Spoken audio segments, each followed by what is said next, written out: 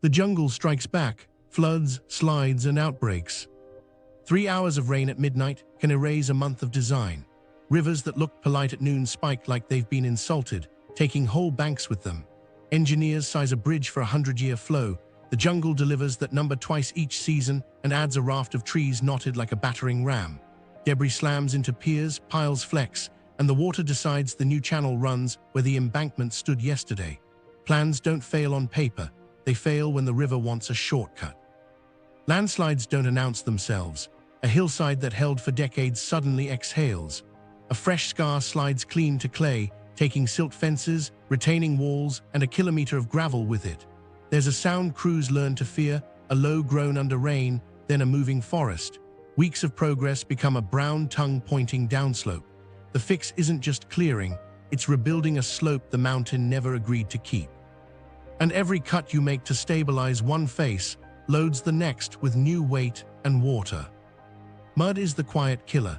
It looks like work slowed, it's actually work stopped. Excavators sink to their bellies, loaders spin until hydraulic lines heat up and fail. Corrosion never clocks out, bolts bloom orange, wiring goes fuzzy green, and a generator that ran perfectly in the morning coughs itself to silence by evening. Mechanics carry WD-40 like a sacrament and still lose the daily fight. A wet season here is a season of parts going soft. Outbreaks turn logistics into triage. A week of pooled water brings mosquitoes, and malaria rides the night shift. Sandflies work the shade, and leishmaniasis presents 3 weeks later, right when you need your best people to pour concrete. Diarrheal disease arrives on the heels of a camp, doubling in size after footpaths fail and walkers pile into shelters not built for crowds. One bad well, one overwhelmed latrine, and the clinic whiteboard flips from sprains and cuts to IVs and isolation. Here's the detail that changes budgets. Emergency response ripples through the whole line. A helicopter evac for a septic patient grounds 2 survey flights. The boat that used to ferry rebar now moves chlorine tablets and nurses. The safety officer becomes a logistics chief, then a counselor, then a scapegoat. Schedules bend around fever charts. Insurance asks for incident reports and raises premiums while you're still disinfecting tents. Flood math eats money in layers. The first raise lifts the roadbed. The second demands armoring. The third adds floodplain reconnection because you've learned the river punishes any choke. By the fourth, you're paying for upstream reforestation to slow peak flows, not because you're noble, but because culvert upgrades aren't catching up. Each layer adds maintenance you can't miss once, or the whole stack fails together during a stubborn storm that parks over the ridge for 8 hours. Slides rewrite access like a vandal. Your temporary detour climbs a spur nobody liked, steep enough to cook brakes and soft enough to rut under one convoy. You station crews with shovels every half kilometer just to keep water from carving the lane into gorges. Then an earthquake snips a ridge elsewhere, and every available machine goes there, because towns beat projects and headlines beat spreadsheets. Your site sleeps, the jungle doesn't. Disease resets trust faster than any landslide. A rumor that a work crew brought dengue to a village poisons consent. Meetings that felt warm turn cold. Indigenous councils ask for testing, then for camp closures, then for a season off. You can argue vectors and cycles. People remember funerals. Projects that depend on permission learn the rhythm of grief. It's not a timeline you control. And then the jungle shows its sense of timing. A brief dry spell tempts movement. Crews rush to pour, to set, to span. The first afternoon thunderhead builds on a humid horizon, wind shifts, and you're back under sheets of water that find every flaw you made in a hurry. Formwork floats. Fresh cuts slump. Morale drops a notch lower than the last notch you thought was bottom. Mapping helps until it doesn't. The model predicted a floodplain. The flood arrives off-model because a logjam upstream held for 3 months and then let go. The LiDAR showed a stable bench. Last year's quake loosened it, but the canopy hid the crack. Data narrows bets, weather calls them. The lesson repeats. Floods don't wait for policy, slides don't pause for funding, and outbreaks don't respect the line between a plan and a gamble. The wall isn't still. It strikes back again and again and sends everyone, engineers, migrants, mayors, back to the drawing board soaked. Mapping the unruly, satellites, LiDAR, and false hope. To make sense of a forest that shapeshifts between breakfast and dusk, people turn to the sky. Satellites began as weather eyes and became cartographers, watching storm cells pulse over the Serrania, timing river crests, and flagging where soil stays saturated for weeks. LiDAR slid under the canopy like a whisper, peeling leaves off the landscape to reveal ridgelines, pale scars of old landslides, abandoned footpaths, and floodplains that look flat until they decide to move. Engineers stared at point clouds and saw options. Corridor managers stared at them and saw opportunity. From orbit, rainfall intensity maps told a blunt story. The average storm is a myth. Convective bursts stall against mountain faces, dumping a month's water in a night. That pattern fed new hydrological models, which fed culvert sizes and bridge spans and sent planners away from gullies that masquerade as safe. Soil moisture indices stitched together over seasons showed what Boots already knew: clays here live on a hair trigger. LiDAR added precision. It drew knives through fog, tracing benches that might hold a road's weight and tracing old slide runouts no one wanted to wake. For a moment, it felt like the jungle was giving up its secrets. Then the ground answered. A bridge sized for a modeled century flow arrived to find a river that had quietly braided into three, shifting its main thrust under a bank the model treated as a minor channel. Satellite passes saw water. They didn't feel subtle logjams that formed, held, and then failed, doubling force in an hour. LiDAR caught a ridge that looked consistent. It missed the slick seam that only reveals itself in the first minutes of a deep saturation, when clay planes decouple and gravity finishes the sentence. The data sharpened the picture. It didn't promise cooperation. Meanwhile, drones offered intimacy, the satellites couldn't. Indigenous communities flew quadcopters over plots to map farms, sacred sites, and encroachment. Rangers used them to check for new camps and illegal cuts without stepping into ambush range. Engineers flew them after storms to see how a slope had slumped and whether a route could thread a new line without angering the hill. The footage empowered consent and enforcement. It also taught anyone watching where the watchful weren't. Here's where it gets interesting. Better maps don't drain swamps, they price them. A LiDAR swath that traces a firm bench becomes a line on a fixer's phone, safe path tomorrow before rain. A rainfall forecast that hints at 2 dry days pulls volume forward, raises fees at the canoe dock, and lowers them again for the unlucky who arrive a day late. Precision becomes a metronome for a market that already knew how to move. Now it moves with schedules. For builders, the clarity cut both ways. Satellite series let them predict when to pour and when to wait. They saved machines from getting swallowed by identifying soft pockets before tracks rolled. They panned for aggregate and found outcrops worth opening. But every save wrote more obligations into the maintenance ledger. A culvert sized from a decade of data begs for an 11th year that breaks the record. A retaining wall placed perfectly on LiDAR still needs labor on day 1825 to clear the ditch that feeds it. Mapping widens the path to day 1 and stretches the build to day forever. Security didn't sit this out. Hyries imagery flagged new informal ports and clusters of tarps under openings in the canopy. Raids planned on those pictures hit empty ground because the corridor reads the sky too.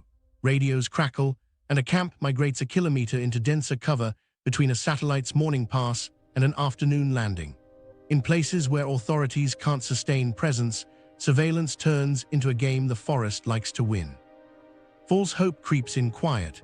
A minister holds a render with LiDAR-sourced contours and says, "Now we know." A lender circles a floodplain on screen and says, "Now we can mitigate." A conservationist points to nesting sites mapped from drones and says, "Now we can avoid." Each sentence is true. None of them change the physics that punish lapses.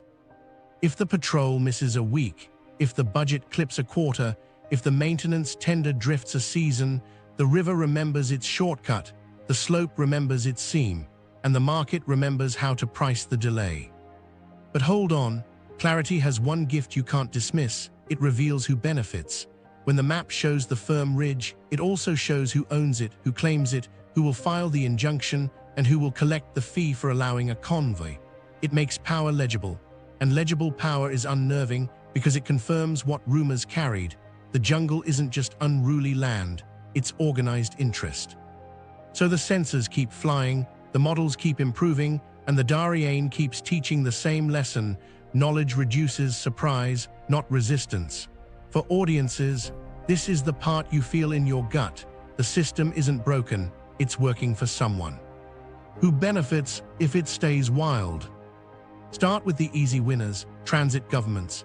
A jungle that filters movement without formal checkpoints gives leaders leverage in every regional negotiation.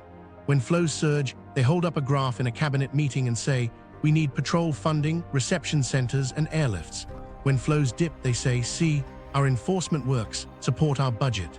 International partners wire aid for boats, fences, and flights. The DARIÉN becomes a bargaining chip that refreshes itself every rainy season. Great powers benefit at a distance. A natural barrier does deterrence without Marines. Washington can pressure policy through funding, training, and equipment while insisting the cruelty isn't theirs, it's the jungle's. If crossings spike, they press for crackdowns and logistics help. If crossings plummet, they claim success with minimal footprint. The gap does political work that would be uglier if owned outright. It's a tool with plausible deniability baked in. Local elites cash in granularly. Think contractors who supply fuel upriver, the families with exclusive deals to run motors from certain docks, the wholesalers trucking noodles, tarps, and batteries to way stations just outside the canopy. Their profits are small individually and massive in aggregate. They lobby softly. A road threatens to flatten their margins, consolidate logistics, and invite competition they can't manage. Delay keeps their choke points profitable. Then there's the security industry. Not just armed groups, also private guards, alarm companies, and risk consultants hired by plantations, timber outfits, and municipal offices near the route. A persistent gray zone justifies contracts. Radio networks get installed, escort services for cargo proliferate, and insurance brokers write policies at premiums that reflect managed chaos. Calm would cancel half those invoices. Wild pays on the first of the month. Environmental organizations win for reasons they openly state. Biodiversity survives, carbon stays banked, ecological corridors remain unbroken. That's not a secret, it's the point. But influence is part of the benefit. A living, globally recognized hotspot turns their letters into vetoes and their science into law.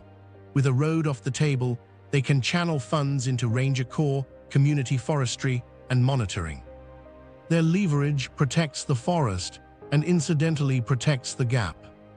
Indigenous authorities carry the most complex ledger. The wild state preserves land, culture, and legal power. Consent requirements put assemblies and councils at the center of any proposal. That centrality isn't symbolic. It translates into real control over outsiders, whether they're engineers, NGOs, or traffickers trying to plant a camp. But with the corridor active, communities absorb waste, disease risk, and social strain. Still, as long as the road remains hypothetical, indigenous veto power remains tangible. A highway would dilute it under a parade of agencies and national interests. Wild keeps self-determination visible and enforceable. Smuggling networks, of course, draw the clearest dividends. The valve is their instrument. No asphalt means no standardized tolls and no cameras they don't control. They price weather, rumor, and fear. They monetize policy lags. They recruit from the stream of people who have no other way north. And the more formal systems hesitate, the more the corridor looks like the only logistics provider willing to take any cargo, any day, at a price. Surprising beneficiaries sit further away. Ports and carriers who own the sea detour around South America or optimize transshipment that a road might undercut. If trucks could run berries or car parts overland in predictable time, some maritime demand would shift. As it stands, ships and air cargo keep their share. Stability at sea looks better when land refuses a lane. Politicians benefit from narrative management.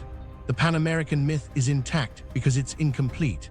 The dream of a continuous road rallies conferences, speeches, and photo ops without delivering the accountability that comes with an actual ribbon. Someday is a safe promise. Meanwhile, a perpetual problem justifies perpetual budgets, whether for conservation, border control, or rural development that always stops a few miles before the jungle starts. Academics and think tanks find a stable field site. Grants flow to study mosquitoes, landslides, governance, and migration. Datasets mature, careers anchor. That's not sinister, just real. A conquered gap would turn a living lab into a case closed. Unfinished keeps questions alive and funded. Even technology firms collect wins. Mapping contracts, satellite tasking, drone fleets, predictive modeling, each gets sold as a way to create clarity in confusion. The tools help. They also become fixtures that justify renewals because clarity reveals more work. Wild guarantees the next dataset, the next advisory, the next upgrade. And then there's strategic ambiguity, the beneficiary you can't put on a payroll. When no one owns the decision, no one owns the blame. The default wins. Agencies can oppose or endorse in memos without risking careers. Courts can issue injunctions that expire into new injunctions. Elections turn momentum into meetings. In that fog, every actor extracts something: money, votes, influence, time, while the forest carries the friction. But here's the cost inside the benefit. Every gain above is paid by the tired person in wet socks, the ranger fishing trash from a sacred bend, the nurse rinsing a wound made by a fall on a slope with no name. In 2023, 1 in 5 crossers was a child, numbers that turn abstractions into faces and heighten the moral stakes. The wild state distributes power upward and risk downward. It's efficient politics and messy life. Which is why the next time someone says the gap is impossible, listen for what they don't say. Who profits if it stays that way, and who is left paying cash, blood, and silence? The price of defiance, a road's real bill. Put the romance aside and open the ledger. CapEx is the shiny number politicians quote: earthworks, bridges, asphalt, a neat total you can put in a press release. OpEx is the shadow that swallows it. In the DARIÉN, the build cost is a one-time shout. The 50-year maintenance, security, and health bill is a constant whisper you can't turn off. Every meter of road invites rain, roots, rust, and risk to send monthly invoices. Start with the obvious, then add the hidden. Insurance alone doesn't care about ribbon cuttings. It cares about malaria incidents, landslide frequency, and the probability a convoy gets robbed on kilometer 72. Premiums rise with every outbreak, every slide, every video of a washed-out span. Patrols don't just ride the road, they live on it: outposts, fuel, radios, boats for flanking rivers, and helicopters when the lane fails. Medical infrastructure becomes a parallel project, clinics spaced by reality, not by plan, with cold chains for vaccines, labs for vector screening, and medevac protocols that assume the nearest operating theater is hours away. None of it is optional once you open the door. Anti-corrosion is a category by itself. In air that eats metal, every guardrail, rebar cage, and bridge bearing needs coatings, inspections, and scheduled replacements. Miss a cycle, and a cheap oversight turns into an expensive failure during the first hard storm. Drainage is the tyrant that never sleeps: culverts to clear, riprap to reset, side ditches to unchoke after a single night of leaf fall and branch mulch. Think in crews, not in structures. The jungle charges a subscription fee in labor. Wildlife corridors aren't green window dressing, they're structural. Overpasses wide enough to carry shy species. Underpasses that don't flood when the river flexes. Fencing to funnel animals toward crossings, with maintenance teams that fix every breach before a jaguar tests it at 3 a.m. miss a week, and the first roadkill becomes a lawsuit that halts a work front. Erosion control is similar: geotextiles, live staking, silt fences that must survive rain that laughs at silt fences. Each measure reduces harm. Each adds a line to an annual budget that's already groaning. Now put it in the bank's language. Debt models want tolls and traffic to pay notes. But what are you tolling? Through traffic that used to sail cheaply by sea, migrants can't be tolled. Humanitarian corridors don't monetize. Freight projections wobble because a ridge that fails twice in 5 years scares carriers back to ships. Every enforcement dollar spent downstream, more checkpoints, more deportation flights, erodes the overland value proposition you're trying to build. The road wins only if it's reliable. The DARIÉN makes reliability expensive. Security assigns its own tax. Hardening a corridor, cameras, license plate readers, way stations, invites detection 10 minutes after installation. Armed actors pivot to sabotage, not confrontation. A down mast here, a burned culvert there, a stolen fuel cache after payday. You answer with redundancy, which doubles costs, and with escorts that slow traffic, which crushes the benefit side of the ratio you sold to lenders. Each escalation writes a note payable by the public. Health is the quiet sink. Crew clinics bleed into community health or resentment grows. Vaccinate workers but not nearby villages, and consent evaporates. Treat one cholera cluster and you inherit sanitation for a constellation of camps that will spring up along the shoulder, because a road is gravity for settlement. Portable toilets, water treatment, vector control, waste collection. Add them if you want the road to function without seeding the next emergency that shuts it. Then the unpriced externalities come home. Biosecurity measures to keep livestock diseases from riding north, checkpoints, wash stations, quarantine protocols, sound procedural until a single breach triggers a costly cull 3 borders away. The bill doesn't land on the highway agency, it lands on agriculture, on exporters, on political capital, and then circles back as blame. Smuggling displacement matters too. Harden one corridor, and you'll get a new one in a national park you weren't watching. Interdiction, budgets balloon outside the project envelope, and still end up penciled against the project in the court of public opinion. This is where net present value tilts. If a state eats the externalities, biosecurity, policing, clinics, environmental monitoring, the road looks worse on paper.